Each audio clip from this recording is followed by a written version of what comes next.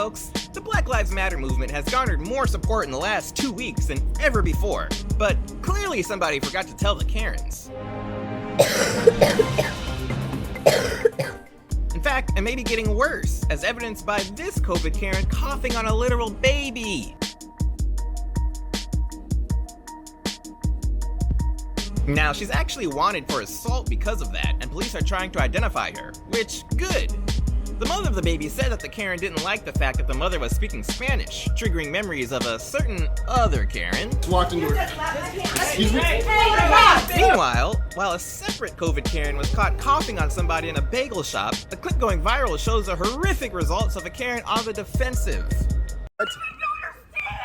Karen, are you okay? I understand what happened. Can you explain to me calmly? No, because you're attacking me right now. I'm not attacking you. Ma'am, you flicked me off. Ma'am, would you like to calm down? No, you're attacking me right now. Ma'am, what have I done to you? You're gonna ruin my life and you don't even know me.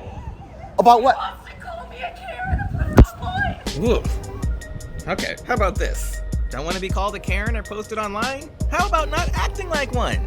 Is it really that hard to not be horrible? Somebody give me an answer.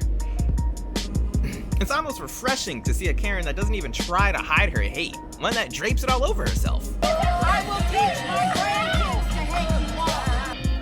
Hating is not a way to live. KKK believes. Oh, don't you worry, KKKaren. My grandkids will hate you too. Well, that was the lowdown. Stay tuned for instructions on what to do if a Karen coughs on you.